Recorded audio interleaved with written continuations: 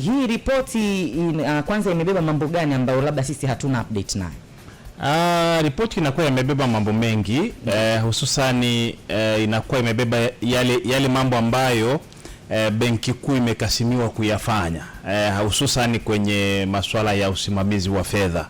Kwa hiyo shughuli zote zinazohusiana na masuala ya fedha katika nchi, maana yake ni kwamba BOT wana mamlaka ya kuweza kuyazungumzia. Tunamzungumzia ile monetary fund.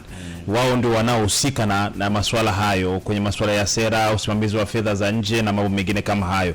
Kwa hiyo yote hayo yanakuwa yanabebwa katika hiyo ripoti. Inakuwa ripoti moja kubwa sana ambayo ni moja ya ripoti ambayo inaangaziwa katika tunapozungumza kwenye zile taasisi kubwa za kifedha duniani.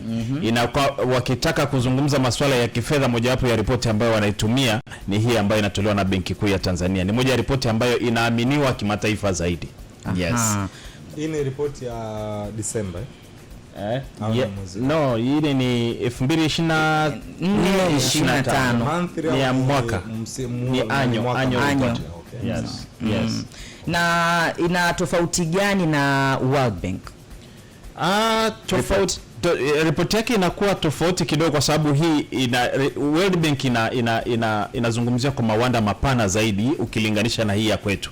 Hii ya kwetu inazungumzia Tanzania peke yake, kwamba zile shughuli za kiuchumi ambazo ziko ndani ya Tanzania ambazo zinasimamiwa na Benki Kuu ya Tanzania. Na ukumbuke kuna mawasiliano makubwa kati ya Benki Kuu ya Tanzania na Benki ya Dunia, World Bank.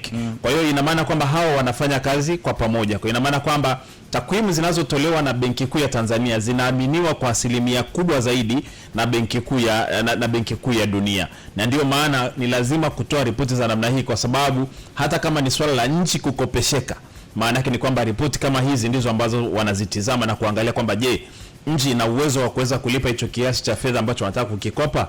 Kwa hiyo vyote hivi ndivyo ambavyo vinakuwa vinatizamwa, ikiwa na pamoja na hali ya kiuchumi katika taifa kwa ujumla wake. Kuna vitu mbalimbali tunapozungumzia ripoti ya uchumi kwa taifa. Tunazungumzia inflation, external sectors, kwa maana ya vitu kama hivyo, nguvu ya sarafu. Tupitishe za katika kategori hizo katika ripoti hiyo, tupoje tukianzia na hatua kwa hatua.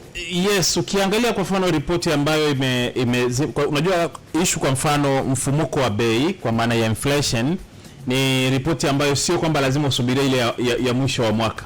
Ni ripoti ambayo inatolewa kila robo mwaka. Lazima kuwe na ripoti ambayo inazungumzia hali ya inflation, inazungumzia masuala ya ajira and employment rate katika nchi yote. Yes, kwa hiyo wanakuwa wanazungumza. Kwa hiyo ukiangalia kwa mfano utasikia wanakuambia kwamba bado tumeendelea kusalia kwenye tarakimu moja, kwa maana ya kwamba kwenye inflation hatujatoka kwenye tarakimu moja. Kwa hiyo katika mazingira hayo kiwango kile cha kukua kwa mfumuko wa bei bado kinaonekana kiko chini, au kinaendana na hali ya kiuchumi jinsi ilivyo katika nchi.